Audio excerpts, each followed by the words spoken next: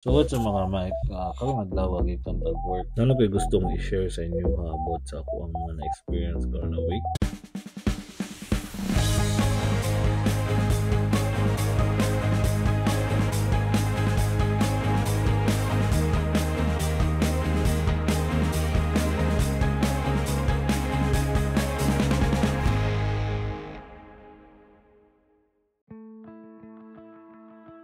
Nganong sayon naman kasi to ang mubalik sa mga bad habits na to rather than mubuhat og mga good habits kay na to nga may bad trip di ka na siya banga ka nang motivated kay ka una or kaduha lang mo buhaton wala ra dayon sa imuhang urge baka buhaton gani siya mahimo na siyang hassle para sa toa munang kita mubalik na lang pud dayon sa toang dati na batasan na which is makapa-stuck sa toang progress. For example, kanang mag-exercise ka, madto ka sa gym, magbasa ka libro, magbaig ka kutsilyo. Di ba pansin ninyo? Nag-form ka good habit, but sooner or later, 1 to 2 days pa lang, hassle na kanya para sa muha. Nanong inana man ang mga mic. So karong adlaw ato ay explain mga mic. Nano mawala man na yun ato motivation sa atong gusto ganit na mausab sa ato ang self or ato ang mga batasan. And unsa pud ang mga solusyon or mga formula ba nga pwede nato mahimo ana? Changing our habits daw mga mic na nganong challenge kay siya sa toa comes with 2 reasons. Una diha is we try to change the wrong thing. Ug ikaduha, we try to change our habits in a wrong way. Para mas masabtan na nato ang mga sipon nato na naay 3 layers ang ato ang behavioral change. Look, behavioral concern. Look, na active di akong mind karon mga mind kay I've been through this training for the past couple of weeks. Kaya naman ko ibang company karon mga man. Karon mong good, I work in a mental health and disability industry. Ano bitaw nag-provide og comprehensive mental health and disability services to everyone. Nagtabang dito sa ako nga mas ma-understand yun ako niya ako bako karon. And then karon gusto na ako siya i-relate diri sa ako ang vlog kay helpful yun siya. Karon no, tigulang na ta and it's time for us to change na our mindset and start developing ourselves by like changing our beliefs, ano mga ginatuhuan nato before, attitude, behavior. Because ako magud fan kay kuan ng personal development kay despite sa mga pag-ago before buang magkita to ano and dako kay siya changes akong kinabuhi. So balik ta mga mic para ma-form nimo imong good habits. Let's think na natin 3 layers of behavioral change para mausab nato ang atong behavior. Una diha is first layer, nganong gusto ta mabuhat og new habits or kanang gusto nato nga habit is ang ato ang outcome. Kani daw siya nga stage mo Mark is kana bitong motivated ta sa resulta na makuha nato. Kaduha, process.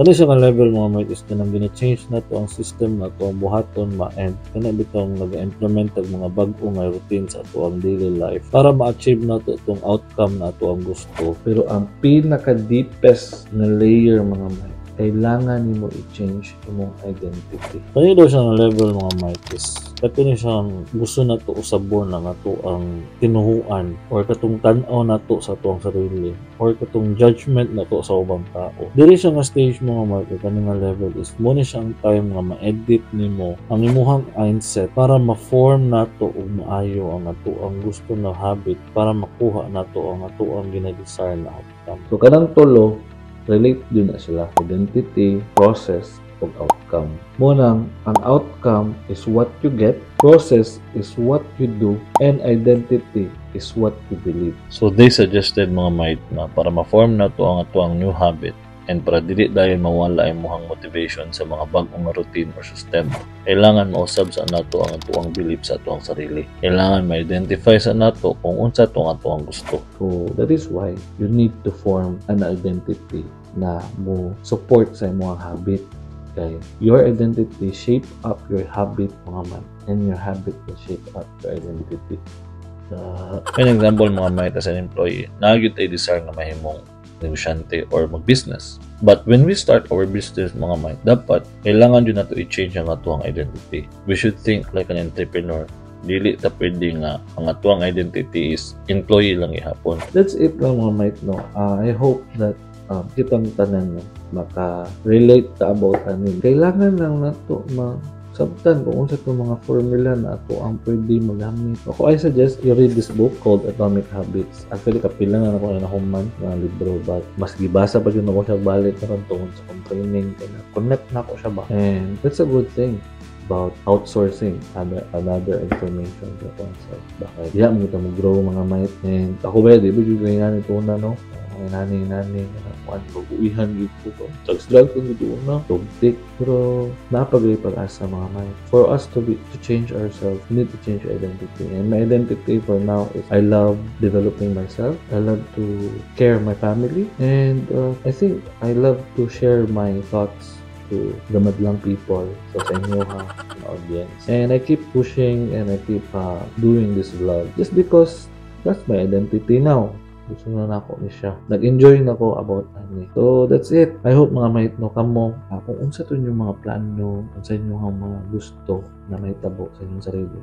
Sundon na ninyo yung formula. And I hope mga mahitno nga makuha sa ninyo inyong success in life by changing your identities and habits. Just focus on yourself, on who you wish to become. I hope na makakuha mo value about ani when it comes with your personal life, training ba sa butcher karon, or any plans that you have. I hope na natin pasa sa inyo ang information, na value, and don't forget to comment or share or like ba. I hope you have a good weekend and see you in the next video.